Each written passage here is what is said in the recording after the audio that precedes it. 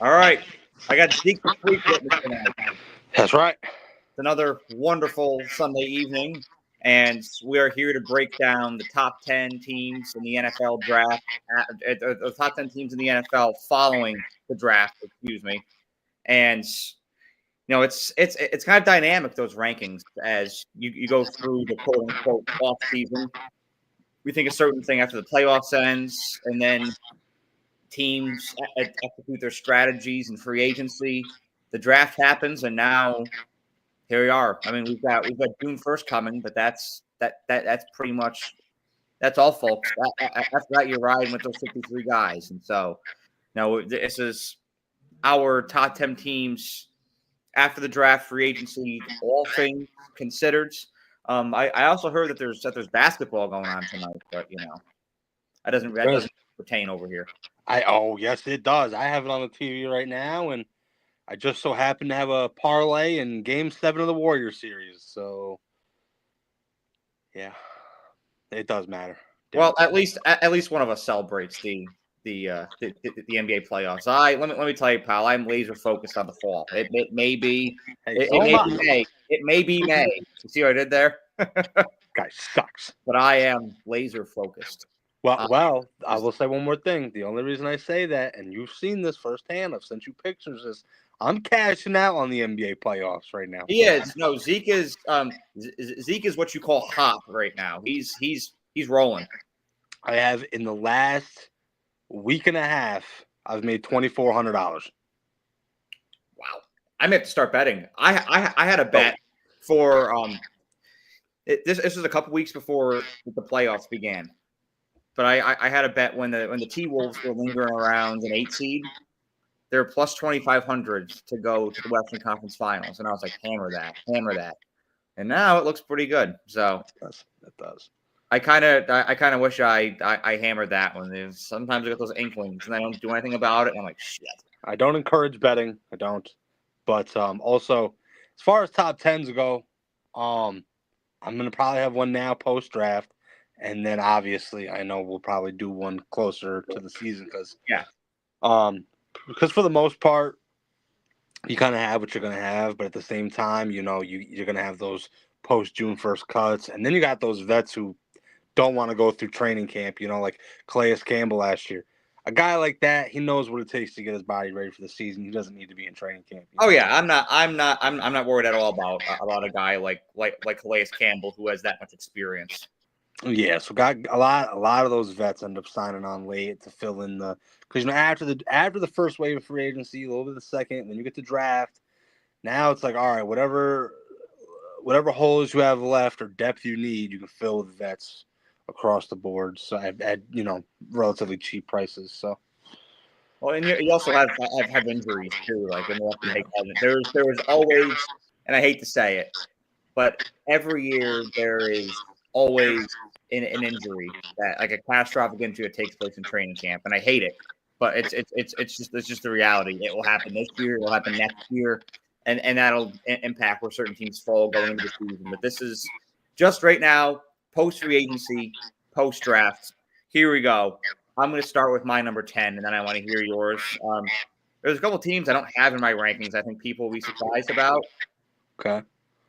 But I have the Los Angeles Chargers at number 10. Okay. And the reason why is because I think they're one of the NFL's most ascending teams right now. The Chargers have an identity. And I don't feel like I've been able to say that about them forever. But now that you have Jim Harbaugh at the helm, it just feels different. Like there's a sense of direction with this team like it's never had before. And it is inevitably going to continue to give them a better trajectory as time goes on here. And as in any Jim Harbaugh coach team, there's an emphasis on the trenches. They drafted Omarion Hampton. They brought in Najee Harris. They brought in Mekhi Becton. They're already trying to build with the trenches. And that is how all great teams start. I mean, look at Philly. Look at Kansas City last year. That's what got them to where they were. And the Chargers are trying to do the same thing. I also like the fact that they brought back Mike Williams, who's also had a great chemistry with Herbert. And I think Tyler Conklin will fit really good in that offense too. But based off of their offseason moves and just starting the trenches, getting really physical, I have the Chargers at number 10. Yeah, I like that pick. Anytime you play a Jim Harbaugh coach team, you're in for a physical day. He's going to want to run the ball. They're going to be sound defensively. It's never an easy game. So I like that. Number 10 for me, I was talking to you about this, and originally, now I know they don't have a quarterback, and so that's kind of why I ended up bumping them off my number 10 last second. Originally, I was going to say the Vikings just because they're well coached offensively, and defensively. Unfortunately, it's Brian Flores. But It's your boy. Come on. that's no. And my boy Van Ginkel is there. And there's a lot of things I like about Minnesota, but obviously with JJ McCarthy, it's tough. I don't think JJ McCarthy is going to be all that good, and I'm not just saying that because he's a Michigan guy. I moved them out, and I had to slide the Packers in because, and there's a couple reasons. Offensively, I like Jordan Love. Matt LaFleur is a good coach. Matthew Golden's going to be good in the receiving core, but I don't love that receiving core. I just don't. Watson gets hurt a lot. Romeo Dobbs is okay. Like, there's not just a guy that you look at and you're like, that's the guy. You have to admit, though, when everybody's healthy, that's a pretty damn good receiving core, but that's when everybody's healthy.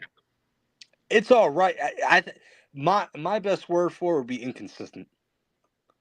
That's true. It's Watson can go for 110 yards one week and then go for 24 the next. He's just,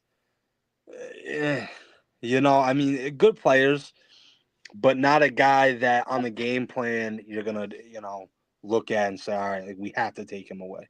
And Josh Jacobs had a really good year last year, runs hard, and they're just well coached. So I had to slide Green Bay into 10 for me, just quarterback alone. So. It's it. Green Bay's receiving core too. I think it's a high ceiling group because Christian Watson is a burner. Yeah, and I think that Matthew Golden can be really good in the NFL. Yeah, I think that his skill set really can translate over to the NFL. Mm-hmm. But what I will say about him is that he never had 1,000-yard season in college, and so the inconsistency is there. If everything comes together for that receiving core, it can be very dangerous. Mm-hmm. But it's a question mark, and there are inconsistencies there. But I like you having the Packers at 10. I had them around the same spot, but not exactly at 10. At number 9, this is a last-second change by me. I had the Texans at 9. But I changed. Zeke and I always have a pre-show call, and we talk things over, we shoot the shit, and sometimes it leads to last-second changes, and this is one of them. Zeke, I'm not really big on the Texans this year. I'm going to be honest with you, and I want to put the harpoon in this narrative here. All right, of C.J. Stroud took a step back last year. Like, are you shitting me? I mean, did you like when somebody says that, like, did you watch Texans game last year? Like, did you watch him bail them out multiple times last year? His offensive line is atrocious. Yeah. And they didn't really do much to help their case. And they got Cam Robinson, they got Laken Tomlinson, but like, their offensive line, it got worse. They lost their cornerstone piece, that left tackle, Laremy Tunsil. They traded him, so. Yeah, and they didn't do anything in the draft. Barely anything in the draft to address it. There's way too much to speak of inconsistency. There's way too much inconsistency there. And so, at number 9, I took the Texans out and I put in the Denver Broncos because I love what they've got brewing up there in Mile High City right now. What they did defensively in free agency. Dre Greenlaw, Talanoa Hufanga. It's most definitely an upgrade. And that receiving room, I think is pretty good for Bo Nix to work with, like the backfield. Denver is a very solid team right now, and kind of like a Chargers team where they're ascending. And like the Chargers, they have a great, reliable head coach. The Chargers have Jim Harbaugh. These guys have Sean Payton, and as much as I like DeMeco Ryans, Sean Payton has a ring. Sean Payton has a shit ton of experience, and at the end of the day, I trust that. And was it a slow start for him in Denver? Absolutely. But I think that he's got his guys in the building now. Bo Nix is his quarterback. There's a lot of buy-in. That's important. And that's the thing with the Chargers, too. There's more buy-in than ever. There's buy-in with these Broncos. Yeah. And that when everybody is just pulling in the same direction, kind of like we see in Detroit these past couple of years, it goes a long way. And so I got the Broncos at number 9 for that reason. Well, talking about pre-show calls, this is actually a switch for me too, because I told you who I had at 9, who you actually have a little bit higher. I did end up switching it, and my 9 is also Denver as well. Really? Yeah, I thought about it more, and also, by the way, Sean Payton, yeah, he's good and all, unless he's playing early in the season in Miami, because we saw how that worked out a couple years ago. So you're still stuck on the 70-point game? Oh, how could I not? You're like fucking, you're like Al Bundy. Yeah, back in 1978, 4 touchdowns, state championship. Hey, it is what it is. I don't care if it was early September. I don't care about any of that. We kicked his ass. All right.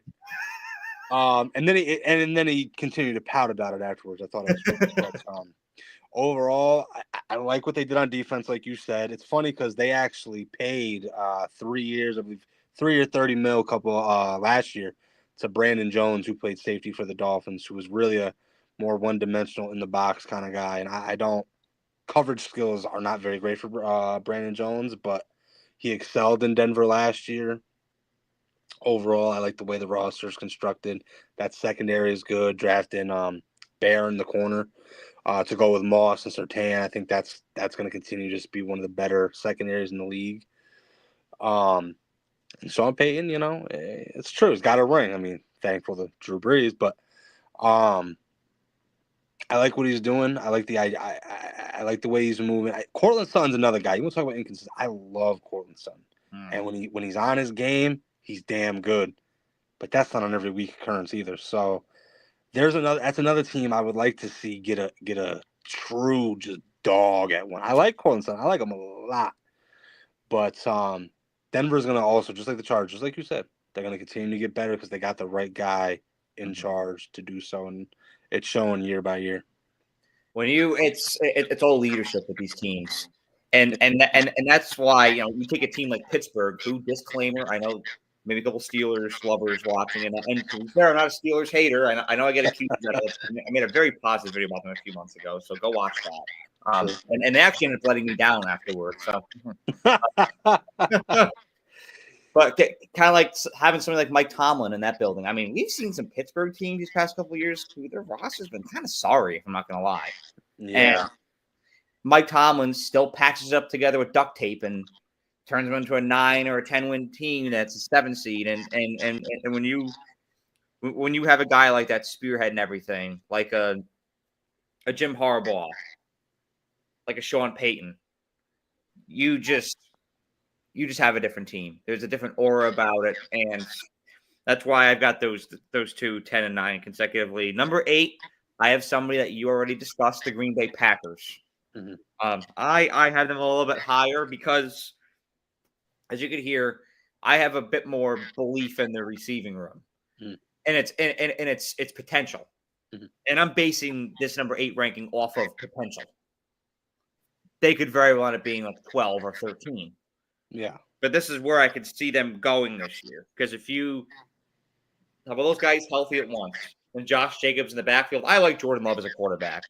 I think that he has all the qualities of a great NFL quarterback. He's got great touch. He's got great pocket awareness. He's got good escapability. And his touch on his deep ball is great. He's got great accuracy. There's a lot to love about Jordan. A lot to love about Love. He just couldn't help himself. This guy. Like I had to. That was low hanging fruit. I had to capitalize on that one. But I also I know they kind of overpaid for him, but I like the Packers adding Aaron Banks. I think that's good protection for Love. They paid a lot, but they overpaid. I don't love the move, but I will say that. I don't love how much they paid for him, but it definitely enhances that room. And then I just like a lot of the guys on their defense. I like Lucas Van Ness, like Rashawn Gary. There's guys in the defense that I really like, and so when it all comes together, Green Bay's a team that I'm confident in their ceiling. Yeah. Well, also I forgot to mention too, as far as Green Bay, like Jair Alexander, everything is kind of still on the table for him, whether he's going to stay or go or get traded. And it's even when he was off the field, though, Green Bay still succeeded. I mean, he's been injured a lot the last couple of years. So I do kind of worry about their secondary at times. That's why, to me, between the secondary and the receiving core, that's why they just barely stuck onto my list. But eight is also, like you said, potential, and I get it. I can't argue that because there is potential for them to be a little bit bigger of a problem come playoff time than I'm predicting here. But Now I will say this too, building off of the whole Jair thing, because I had that on here. I forgot to mention that. Do they like with this time remaining? Do they try to make a move at corner? They draft a guy in the 7th round, and so they didn't really address it in the draft. They didn't really do anything in free agency. So do they make a move here, or do they just kind of roll with what they have? well, I think as far as free agency, you look at it, there's a lot of 1-year deals out there. You got your Rasul Douglas, your Stephon Gilmore's, your guys that have been around the block, and you could fill that in. It's not gonna blow you away, but it at least gives you confidence and like we're okay. We're not worried about every deep ball that goes down, right? I don't know. From what it sounds like, he's probably gonna stay. They're trying to work it out. They'll probably work it out. So I don't see it being too big of an issue. Yeah, I'm not, it's one of those things where I feel like it's maybe a couple of stories lingering around right now. That one, Don't Aaron even. Rodgers, Jalen Ramsey. Don't even. Right? Yeah. Like you're gonna have Trey Hendrickson. Like it's just gonna linger around and be a topic, especially now that everything's dying down. Like there's just gonna be those stories that linger around. That's gonna be one of them. So I got the Packers at 7 or at 8. At 7. What's up? Wait, hold on. My number 8 is actually the Chargers. This was another one I was going to put at 7, but I flipped the last minute because our talk made me think a little bit. Chargers for me at 8, a lot of the same reasons you said, and I hate Jim Harbaugh. I hate him. I hate everything Michigan, And you hate the Chargers too. and I do stole Herbert thing, but I will say, and I've said this a million times to a million people, he coaches the style that I love. Give me the defense. Give me the game plan of taking the love out of football out of guys. That's what I want. And that Hampton pick, I'm telling you right now, he's a dog. I don't know what it is with me and UNC running backs. A couple years ago with Javonte Williams, I was just like, oh my God. He hasn't been able to stay healthy. That's a whole nother thing. But Hampton, man, his size, the way he runs guys over, but his movement and his size with him and Najee, I think behind that whole line, it's going to be a problem. So I really like Chargers, but I had him at 7, but I had to keep him at 8. So 8 is where they are for me. They're gonna be absolute bulldozer of a team to play. I mean, it's going to hurt to play that team. 100%. They're going to juice the clock. They're gonna play hard nosed defense. It's gonna be tough. I wouldn't want to play them, and so like and that's a factor that I consider when I make a list like this is how much I want to play this team, like, and that's part of why I bounced the Texans. Yeah, I kind of look at that now, and I'm like, man, if I've got a good defensive front, I'm gonna get home all afternoon. Yeah. Whereas Chargers, I mean, you're looking at Slater, you're looking at Alt. Mekhi Becton. It's tough. Like that is tough to get past, and so that's why I had them ranked where I do. But I'm sorry, I almost forgot. I almost skipped over your 8. I was like, you're good. I totally forgot. All right, number 7, and this is one that I'm expecting to get some hate for, but you know what? I don't care. On this channel, we embrace the hate. So I got Washington at number 7.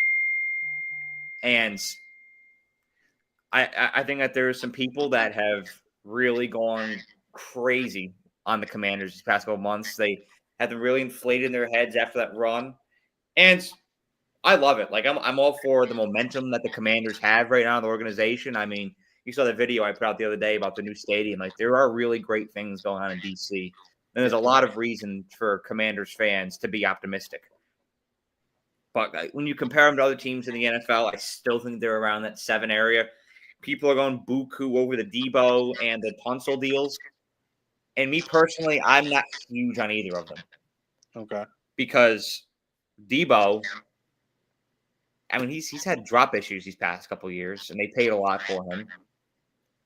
And then Tunsil can have his share of problems. Like Tunsil can be a penalty machine. Mm-hmm. He's very good at his job, but he can be a penalty machine sometimes.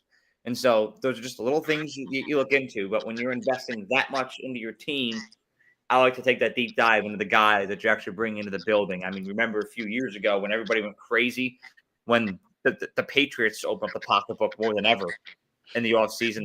They spent like, what was it, like $90 million on free agents? Something stupid for this for that class they brought in with Jonnu Smith and Hunter Henry, and all the Patriots fans like, oh my God, we're reloading.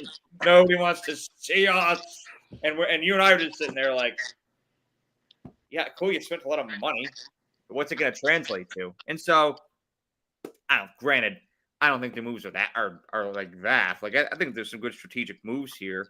And I do like how they drafted for protection with Josh Connerly. Like I like that move, protecting Jaden a bit more. But these are real boomer bust moves. They lost Jonathan Allen. They couldn't keep Jonathan Allen, and I liked him, and so that kind of factors in as well.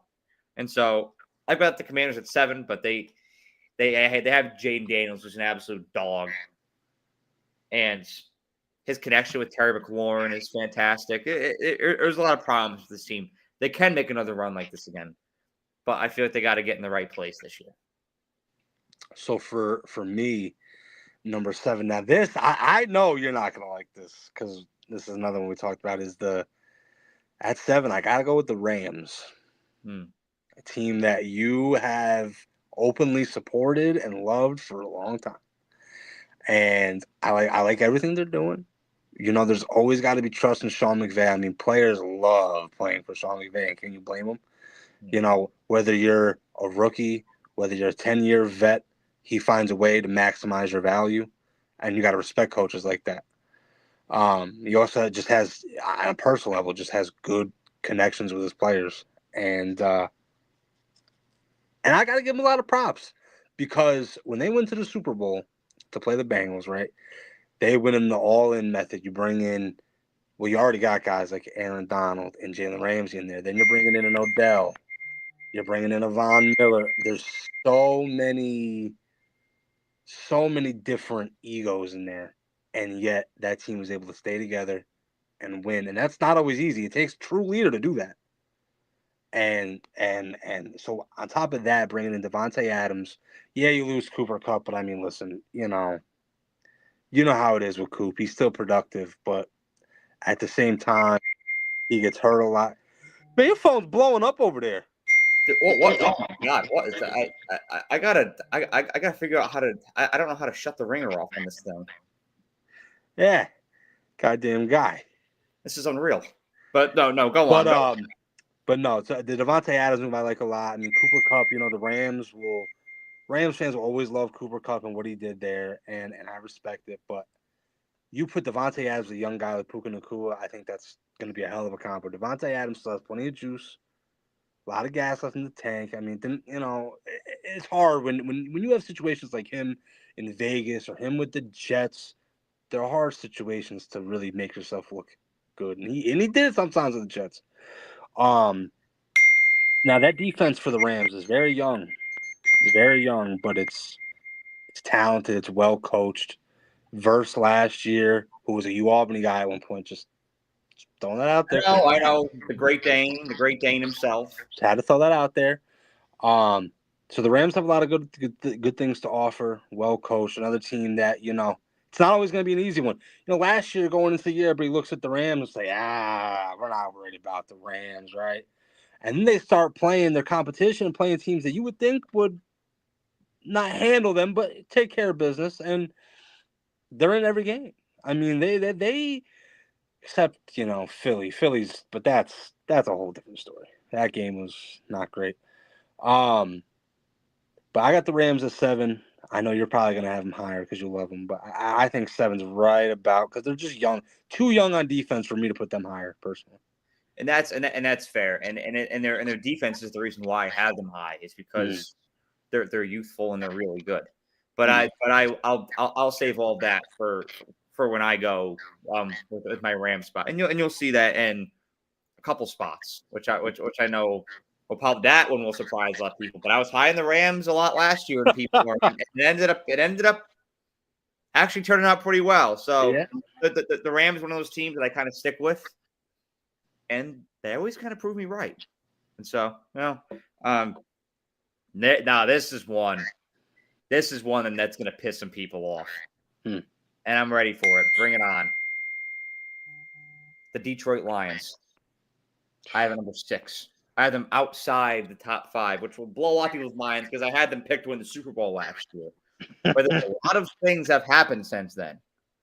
They lost both coordinators. That, to me, is a big deal. When you lose both your coordinators, because I don't know. I don't know what product is going to feel. I mean, I saw it with Alabama for a lot of times. We lose a coordinator, and all of a sudden we're not the same team. And so, because we get a lot of churn there with the way Saban developed these guys for future coaching roles, naturally just lost guys. And so, sometimes you find someone who's replaceable, you find an even better replacement, and sometimes it's not that easy. When you have guys like Ben Johnson and Aaron Glenn, it's tough to replicate what you did last year. So when they lost to the Commanders, I really sat there, looked at the TV, and absorbed that thing. I'm like, man, this was a brutal loss. It was probably one of the most brutal playoff losses I've seen in my lifetime. Not only because of the storyline behind Detroit, but because last year was a window year, and it was a year. They were kind of like an Ohio State last year. Like this was the year to win it. This was the year to go to the Super Bowl if you're Detroit. And to lose to Washington at home in the divisional, I mean that's just unacceptable. And now you're in a spot you've lost both coordinators. I will say though, much of the team is still intact. So I like that. You've got your playmakers. You've got Amon-Ra. You've got Jahmyr Gibbs. You've got David Montgomery. You've got Aiden Hutchinson coming back now. So that'll be huge. I expect to see some improvement of Terrion Arnold on defense because he was not up to par with what I was expecting last year. But I nonetheless expect him to grow a lot this year. But he's still Anzalone. There's still a lot of guys. Sam Laporta. You're skipping over your other Bama boy back there. Oh, Brian Branch. Love Brian Branch. Dog. Absolute Branch on there. Like this is still a really good team. You look at offensive line. Right? So the playmakers are there. But just like we talked about with the Chargers and the Broncos, you need that guiding coalition forward. And when you lose 2 coordinators, it's a question mark. This team could be better than last year. I could be eating my words. They could be in the Super Bowl. But just right now, it's an uncertainty for me. And I've got them at number 6 for that reason. I will say on a positive note, I like how they brought in DJ Reed because that secondary needed a lot of work. That shit was burnt toast in December and January. So they needed DJ Reed. They got him.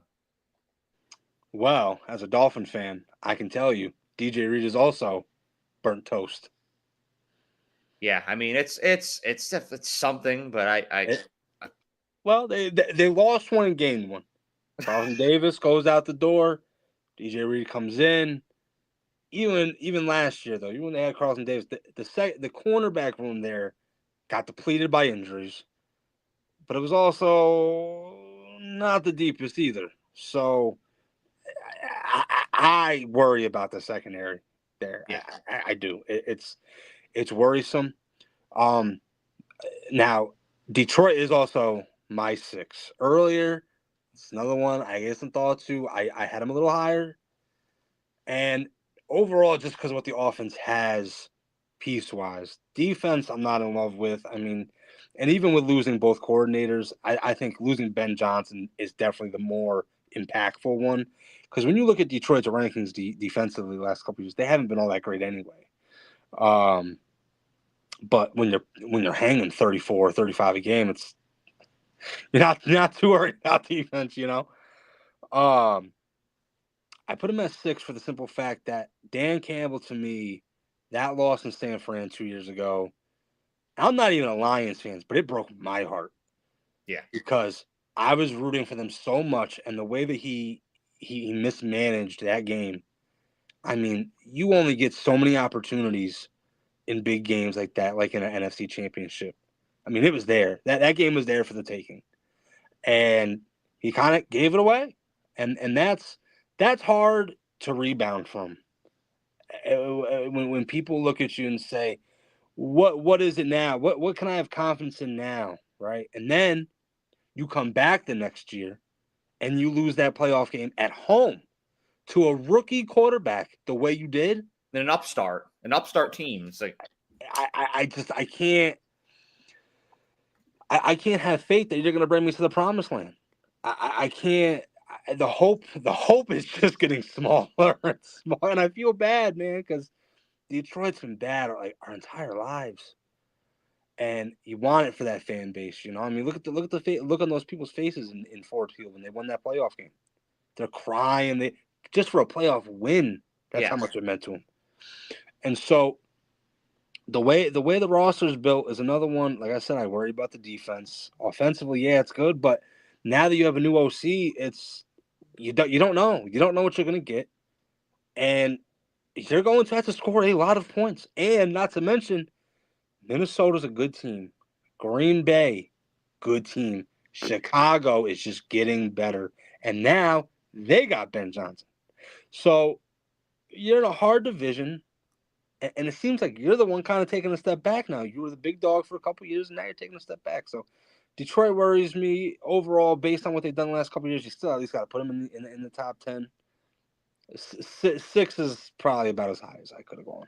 The optics are not good at all. I mean, it's just when you look at those receiving rooms, and one team's got Justin Jefferson and Jordan Addison and T.J. Hockenson. Another team's got Christian Watson and Matthew Golden. Another team has where do I begin? I mean, DJ Moore, Rome, Luther Burden, Cole Kmet, Colson Loveland. I mean, it's I don't know. And so those games and mind you, those teams have given Detroit a headache. Now, granted, Detroit pulled those games off.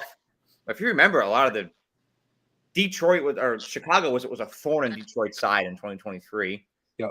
Minnesota was a thorn in their side last year, especially in the first game. Minnesota was up by like 14 points at the beginning, and Detroit scoring back, but Minnesota was up by a good amount. This is troublesome territory that I fear that the Lions sort of navigate into, and so that's why I've got them at number 6.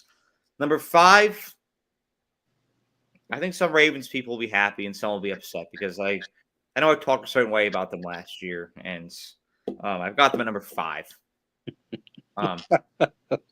And I do have them behind a couple teams. I do have them behind the Rams. I don't want to catch a lot of flack for that, but do I give a shit? No. Look, this is a different team with Derrick Henry in the backfield.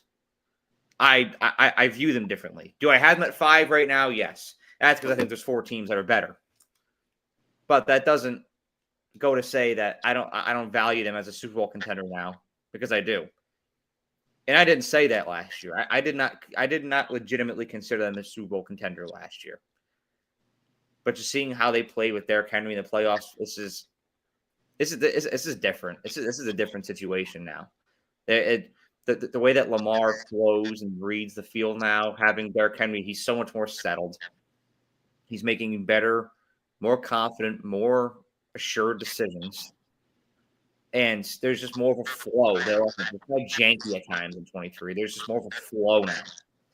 And so And draft wise, now they didn't do much in free agency at all. No. We covered that on that show. But having Malachi Starks fall to them This is a good pick. was huge, and that secondary needed help because they got torched a lot last year, especially against Cincinnati. Like Joe Burrow ate that defense up, that secondary up every time they played. And so you're going up against that now. You're going up against DK Metcalf now too. No, you got to have a good secondary if you're Baltimore. I want to see that nasty Baltimore defense come back. You know, I like Kyle Hamilton. I like Roquan Smith. Like these guys on defense I like. But again, another one I really like in the Georgia Bulldogs, Malachi Starks. And so Baltimore seems like they're just reloading right now. The mentality seems like they know they've got unfinished business. They're just kind of sitting there under the radar. And this could be a year if they fall into the right spot, they could get to the promised land. I think they need to be a 1 seed if they want to do it, because I think they need teams to go through Baltimore. No. I don't think they're going on the road and beat Kansas City and Arrowhead or go on the road and beat Buffalo. No. But if they can get some teams to go to them, if they can get Kansas City to lose early somehow so that they draw a Denver or a Buffalo instead or a Chargers, that would be great. And so they can catch those kind of breaks. I like Baltimore to go to the Super Bowl, but that's why I have them at 5, is because I think that there's potential there. There's a high ceiling there, but they need the ball to bounce a certain way in the playoffs and for things to go their way as far as seeding goes. Mm-hmm. I got Baltimore. So my 5, and after your comments, you're not going to like this. At 5, I actually have the Commanders. So you're pretty high on them. Here's the thing for me when it comes to them is Dan Quinn will forever be on my shit list for that Super Bowl. I promise you that. Love Dan Quinn. And yeah, I bet you do. He's never getting off the shit list. There's nothing that man could ever do to get off. It's permanent. It's in Sharpie. He's in there forever. But I think he did a good job in the way of bringing in Cliff Kingsbury, who, as an OC, is a great mind, right? And he paired very well with your boy there. And I don't know. It's tough. It's tough because in the second year of a quarterback, you know how it can be. They can go through the sophomore slump. And then people are like, well, what the hell? They're not going to replicate what they did last year. They're not. I will admit that. You're not going to see them in the NFC Championship. That just, I'm not saying it was a fluke. It was just very early for it to happen, you know? They're way ahead of schedule. Way ahead of schedule. I don't see that happening again. Do I think they can make the playoffs? 100%. 100%. I think they finished second in the division, obviously. I mean, come on. Yeah. Cowboys, Giants, I don't, a machine in the division called the Philadelphia Eagles, but then right, the Cowboys and the Giants. And right. Yeah. So, and now Debo, you know I'm not a big Debo guy, but the thing that Debo at least does is gives a distraction, gives another option behind Scary Terry. Because, yeah, like Zach Ertz was there, and that's cute. That's cool. Zacchaeus, like, come on. Like, you got to give me something else of some substance here. Toss me a bone. And so Debo and Debo being able to be in the backfield or out wherever, you can put them all over the place. It changes defenses up a little bit. So it will help the offense one way or the other. And Laremy Tunsil, also a guy drafted by the Dolphins. A good player, has had nagging injuries at times. You know, that can be, does kind of get a little grippy with his hands on the holding calls, like you were saying, but there's a hold on every play. I hate that shit. I like Washington's direction. It feels like this is one of the only times I've seen Washington have some kind of real direction in years. They have a vision. You can actually see it. You know, I can't tell you really the last time that even they had RG3. I mean, they were all right. I think they just got a lucky strike there. Yeah, like they were okay. They landed on a good quarterback, but then he got injured, and back to the drawing board. I hated that. That was one of my least favorite things about football in the early 2010s was RG3 just not making it because of injuries. Like that killed me. There's a vision there, and it's organizational too. Like it's not just the team. It radiates onto the team, but overall, there is a vision right now for They the have real Commanders. ownership. They finally have real ownership, and it shows. The players are excited. They're getting a new stadium. The fans are actually involved and care. I mean, it's what they got on Washington's good and it's promising. And I would be excited to be a Commanders fan right now. So for 5, again, that's part of potential, like you were talking about. Mm-hmm. They have potential to do some really good things. Will it all get put together? I don't know. We'll see. I'm not a big believer in Dan Quinn. So that's the big issue for me there. So we'll see. But I like the Commanders at 5. That's fair. I don't hate that. Do I agree? No, but I don't hate it either. Number 4, and now here we go. Here's my boys, the LA Rams. Whose house? Rams, baby. One of your number 1 ambassadors right here, boys. You know I'm as big of a Sean McVay believer as there is. Okay. Yeah, I mean they're one of those teams you can never count them out just because of his guidance, and they're one of the most culturally sound teams in the NFL, and just the grit that this team has. This may be one of Sean McVay's grittiest groups that he's had. Yeah, and I love it. Jared Verse, Braden Fisk. I mean, this is a solid defense, especially up front. And then you bring in Devontae Adams too, and you're pairing him with Puka Nacua. I love Kyron Williams in the backfield. Like this is a really solid team. And there's just something about that Philly game that sticks with me because they were the closest team of anybody out there to beating Philly in the playoffs. Mm-hmm. And this was a warm weather team on the road. It was snowing, and they actually got better when it was snowing. They're like, "Give it to me," and so, and that's the result of mentality. This is a dog team. They have more consistency. I think unlike Detroit, they got better in the offseason. And so that's why I had them actually jump Detroit and have them be number 4 in the league. I will say this. It does help.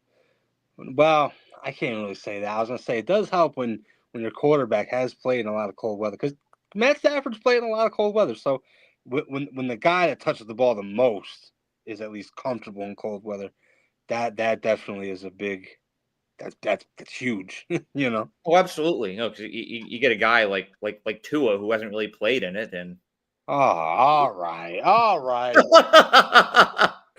Here's this is the second week in a row. I feel kind of attacked, and I'm not. I don't know if I'll keep making appearances on this show. I feel offended. Well, I had to drop the 2-1. I mean, come on, that was there. Alabama, Hawaii, Miami. You've graduated from Alabama. Oh, and it's hot there, baby. Let me tell you. Yeah, you ain't kidding. So number 4 for me. This is oh man, this is tough. I'm gonna switch this one last second too because this is kind of annoying the shit out of me. But based off what I've said in the past, I kind of got to rock with this. Baltimore. Now, originally, Baltimore was my 2, but then I think to myself, I've said a lot of shit about Lamar Jackson, and I believe every ounce of it. So with that being said, 4 is where they belong. Here's the thing. Derrick Henry had a really good year last year. How much longer can the Pistons keep pumping? Who knows? Some people didn't think it would happen last year. It happened. Some probably are going to think it's not going to happen this year. It might happen this year. You don't know a running back, especially a guy that size, that moves the way Derrick Henry does. You're only going to have so long at a high level, right? And so that'll be interesting to see. Malachi Starks, I did, like you said, I really did like the pick. I mean, 2023 was a much better year for him at Georgia than last year. Last year's tape wasn't great, and so that's partially why he kind of went near the end of the first round. But I think that with him with Kyle Hamilton back there at safety, I mean that tandem is going to be an issue. Malachi Starks, you can move all over the secondary. So, oh yeah. That'll be exciting for Baltimore because Baltimore. Their main thing is their defense. That's what they've always lived off of. That's why Joe Flacco has a ring. Because Joe Flacco sucks. What the hell? I'm sorry, I kind of got sidetracked. But no, Baltimore. I don't trust Lamar in the biggest moments. I can't. I won't. It's not. He's not going to burn me. Damn it! Like he's burned the rest of you. It's not going to happen. Every year it's either. Lamar Jackson. I'm like, give me a break. It's going to be the same shit. It's going to be the same bedtime story. Season's going to end in a sad way. And like you said, I totally agree. Yeah, they have to get the 1 seed because if they don't, they're not going on the road to winning. It's not happening. It's never going to happen. And I'll be honest, the reason I switched them from 2 to 4 for me is because of the quarterback. 100%. So Baltimore at 4, You're gonna get blasted for that one. Let me tell you that. Too damn bad. Well, guess what? They've done it to themselves. One of my brother's friends, diehard Ravens fan. Saw him a couple weeks ago. You know what he said to me? He's like, I don't know, man. How many times can I feel like we're right there and then it just pulled away? When is it fine? Every year I feel like this is our year, and it just doesn't end up being that. And it's not gonna be. Yeah, Lamar can make the flashy plays and he does some impressive things. I'm not saying that Lamar Jackson's a terrible quarterback. Yes, I'm not the biggest fan, but obviously he's one of the best in the league. I'm not, whatever. But he doesn't have the dog in him to put that ring on his finger. I'll tell you that right now. Well, I'll tell you who does do. I'll tell you who does have dog in him. Josh Allen. And that's why I have the Bills at number 3. I mean, you want to talk a team that killed the draft? They knocked it out of the park with a grand slam. Maxwell Hairston, T.J. Sanders, the South Carolina Gamecock, Landon Johnson, who I think was one of those underrated players in the entire draft. Brandon Beane did his thing and got them. And I know he caught a lot of heat over the past week because of the receivers. I think Josh Palmer is a very under-the-radar move that nobody's talking about, that I think that Josh Allen is going to vibe with this year. And he trusts Shakir. You can see that. Khalil Shakir, you didn't know about him when he came to the league, but he is a very reliable receiver. And I can also tell by some of the moves, and I get where the concern is coming with the Western New York media, don't get me wrong. They do seem to be like they're betting on Keon Coleman. I think that this front office and the staff see something in Keon Coleman that a lot of us don't, and they're really kind of betting on him. And I'm not one to say yay or nay to that, but that's what they're doing. And so whether it works out or not is up to what happens these next couple of years. But a lot of the moves they're making show that they're believing in the upside of Keon Coleman and in Josh Allen's chemistry with Shakir. And despite the drop, which, man, it still runs in my head each and every single day of Dalton Kincaid dropping that ball that Josh Allen put right on the money. They still trust Kincaid. And it's just like the Mark Andrews one. Mark Andrews is a great player. Dalton Kincaid's a great player. Bad play, bad moment. It happens. Unfortunate. Whatever. Dalton Kincaid, I think, is still second as far as target rate in that receiving core for Josh Allen. So obviously Josh trusts him. That's all that really matters. And I want to make a note about the defense. This is crazy. I looked this one up before we went on. You know what the average age of Buffalo's defense was going into the playoffs? What? Right around 29. Okay. Old as shit. It's getting up there. Right now, after the moves they made this offseason, they're right below 25, 24.7. And so that's kind of young. Yeah, I'd say. But I like having youth. I like having new tires on the whip when it comes to that defense. And so I think there's a lot of upside on Buffalo's defense. I think this is their best chance they've had yet to win a Super Bowl. I'm a lot higher on Buffalo than I've been in these past years. And normally I'd probably have Buffalo around 4 or 5. I've got them at 3 right now. I believe in what Sean McDermott and Brandon Beane have cooking. And I like Tony Romo. I believe in Josh Allen. Not quite to that degree. Tony Romo doesn't believe in Josh Allen. He has a romantic relationship with Josh Allen. There's a difference. That guy's fantasies about Josh Allen. I also have the Bills at 3. God, I hate to have them at 3.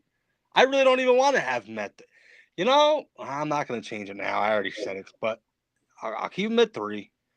When you have a guy like Josh Allen, you're always going to be in the mix.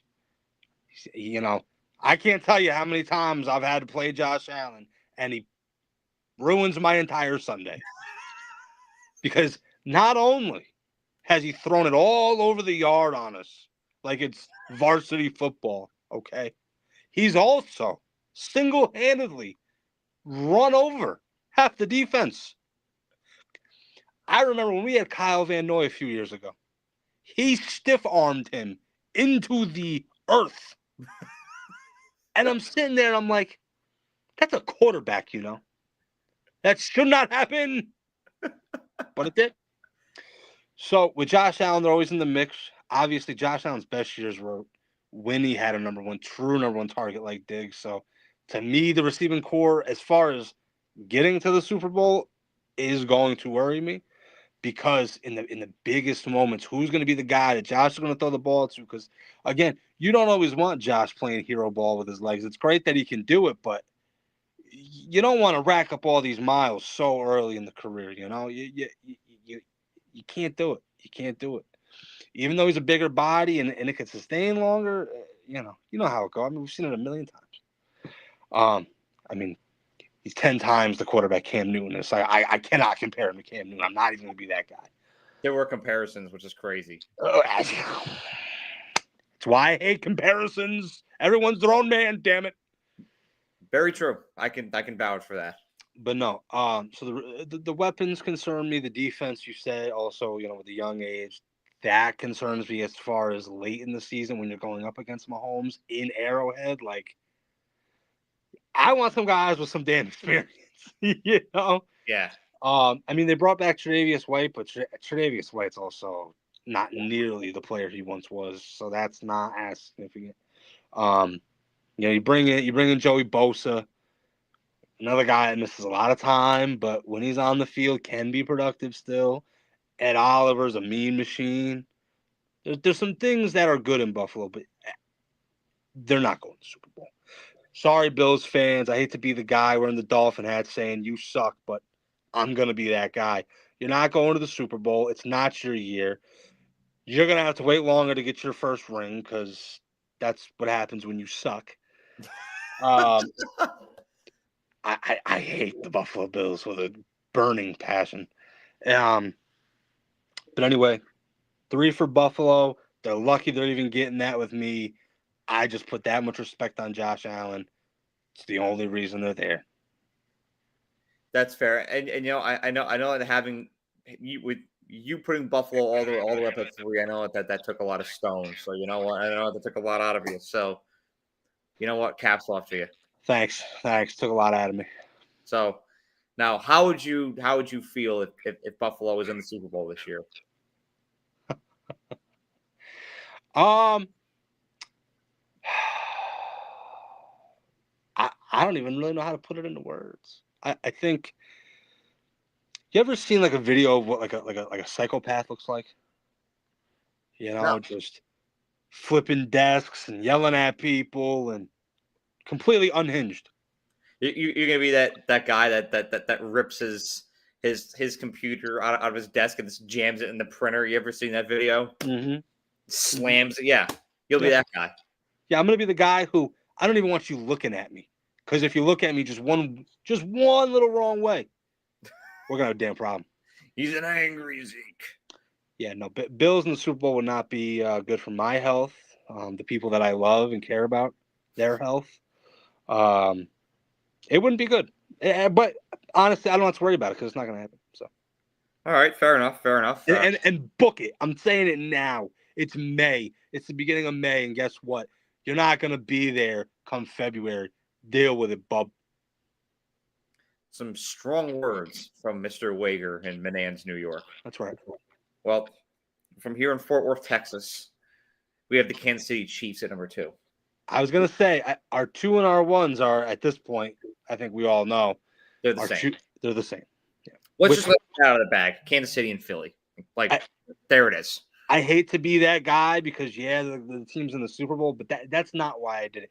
I genuinely just believe roster-wise, quarterback-wise, situation-wise, they're just the best 2.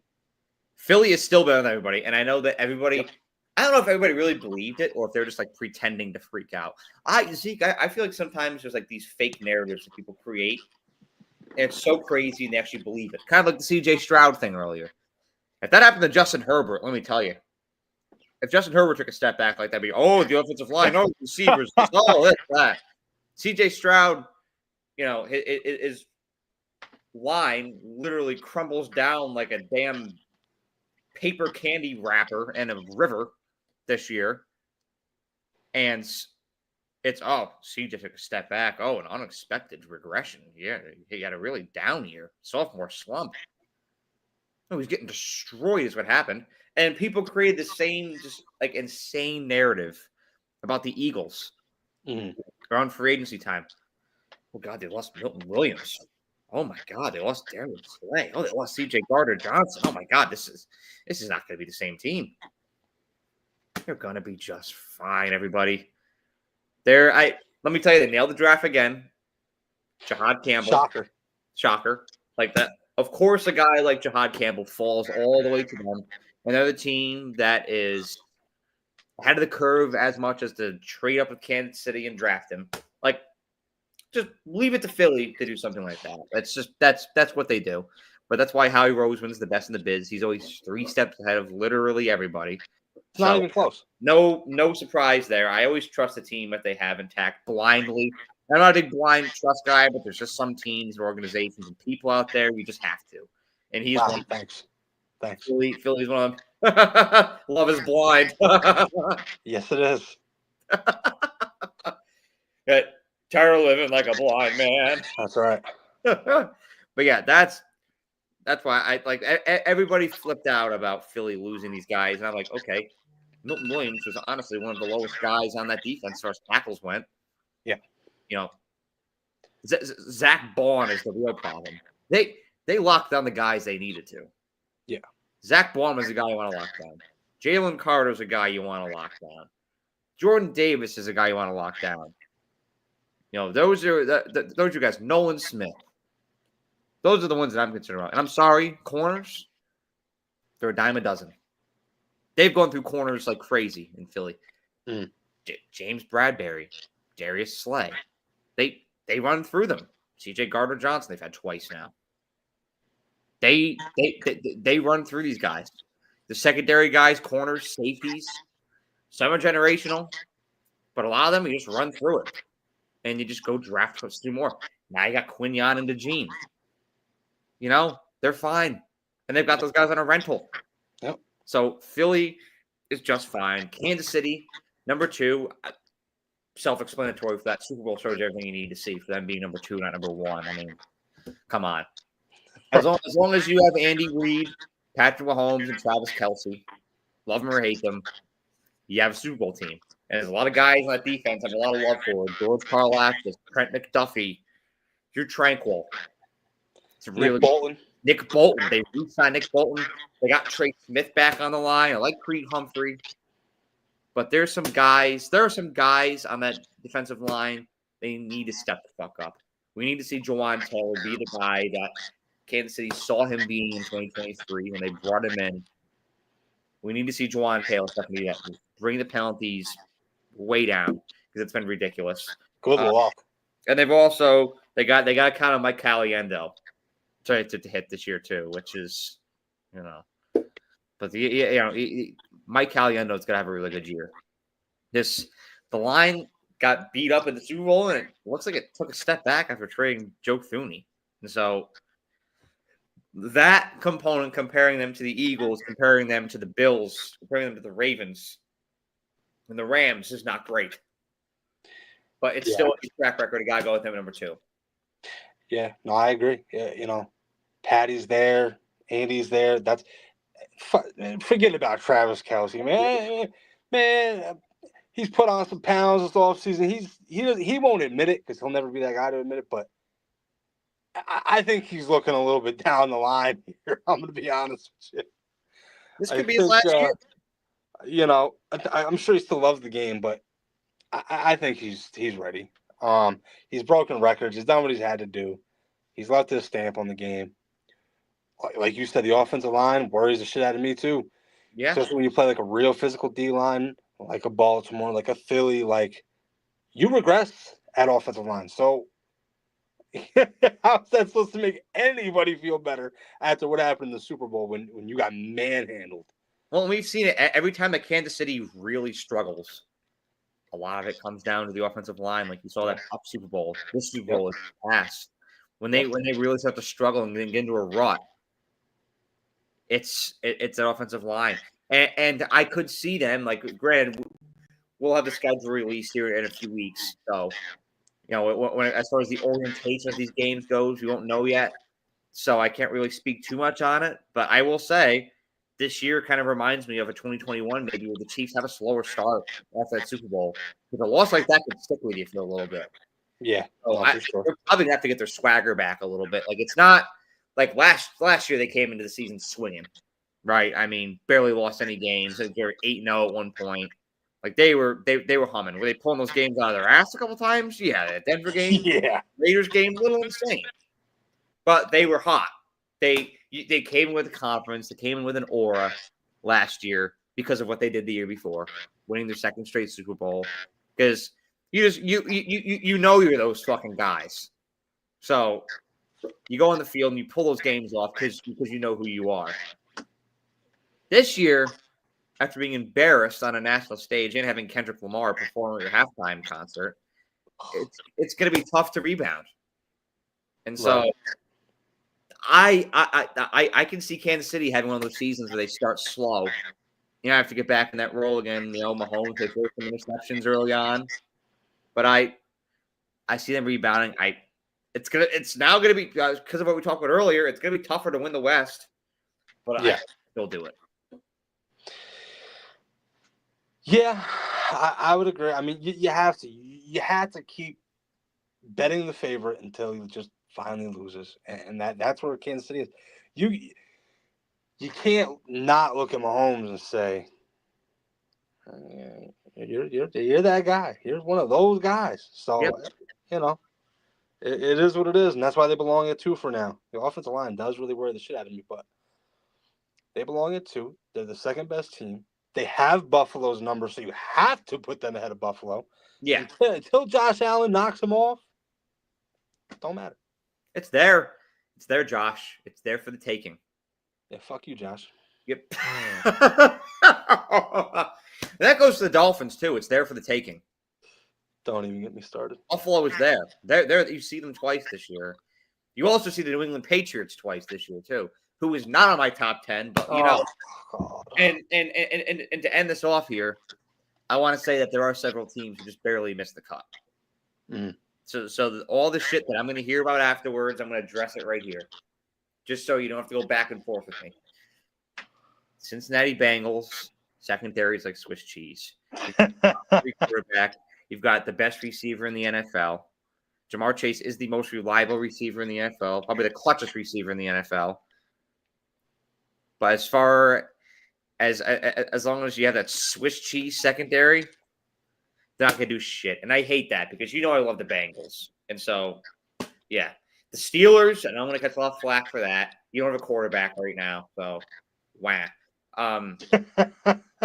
The Vikings, the same thing. You don't have a quarterback right now. And I love the Vikings, but you don't have one. Right. And I don't trust I don't trust JJ McCarthy that much yet. I could be proven wrong, but I just don't that much yet. You won't because he sucks. Michigan, But there are 2 teams that rightfully I can't put in yet because they haven't proven anything. But just because of how confident I am in them, I think they could displace, a Green Bay or Washington at some point. And that's the Bears. That's the Patriots. I could see them swooping in there. Those are two teams I have a lot of confidence in. And I'm going to say one more right now. That's going to catch a lot of people by surprise this year. Not top 10 worthy, but just fair warning. The Tennessee Titans. I said it. Yeah, you can miss me with that one. I said it. I said what I said. This is unfortunately not great. So there's not really that much. I mean, you got the Colts, you got the Jaguars. So yeah, I mean, Houston's your clear favorite, but I like Cam Ward a lot. So I think that they can. They may come out of the blue, and I could be wrong, but they could be Tennessee tough to beat this year. This guy sucks. They could be dancing around in the Music City after an. All right. Good God. Music to my ears. Oh my God! Just keeps coming. Sucks. But yeah, those are the teams.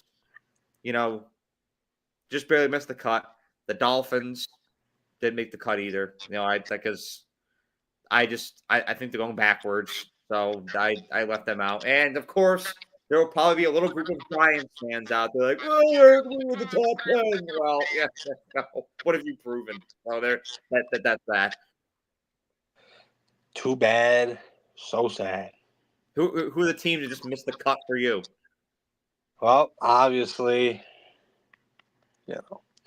gotta go Miami. Obviously, I mean, Cincy just one of the same thing. Defense. I can't. What do you want me to do? The formula hasn't worked. Your defense has not been good. Your O-line has not been good. What do you expect to change? It's not gonna change.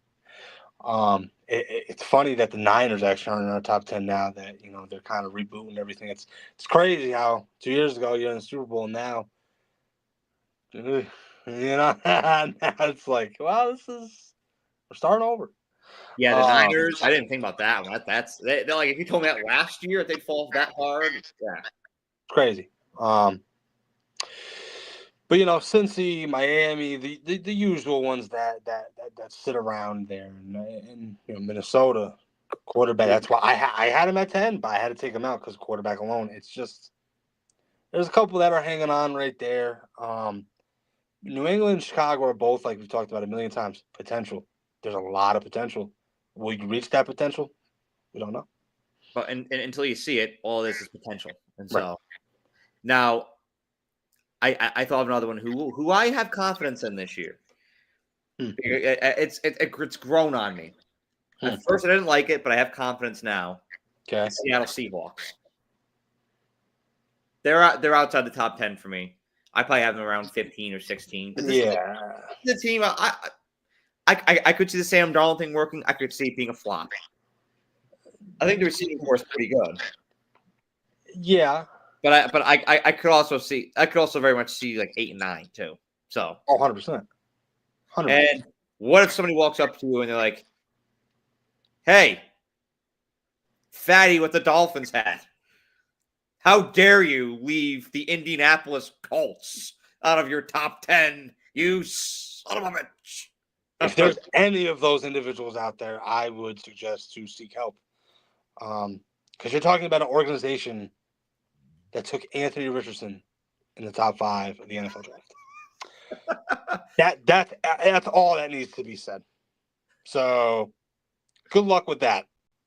Remember when their front office was like one of those like heralded in the NFL? Like when we were like just getting out of high school, people like this front office is next level. They're brilliant. They're the boring guys, but they're brilliant. Yeah. I'm just like, yeah, Mo Ali Cox, yeah.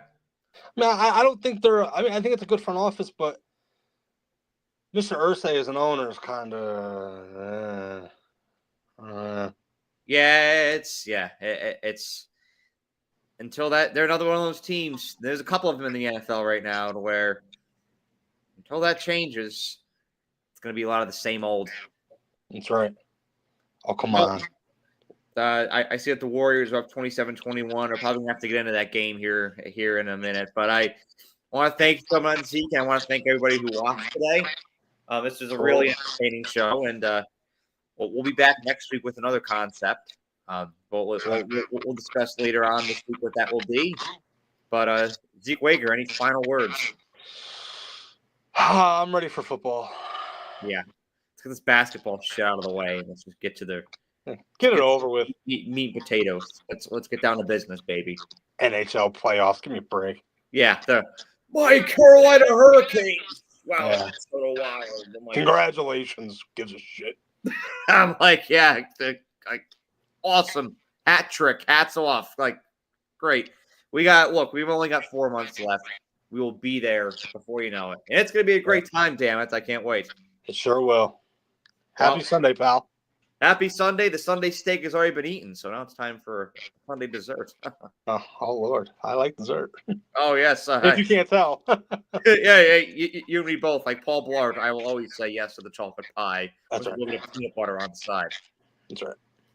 Well, thanks for coming on, Zeke, and until next week, signing off.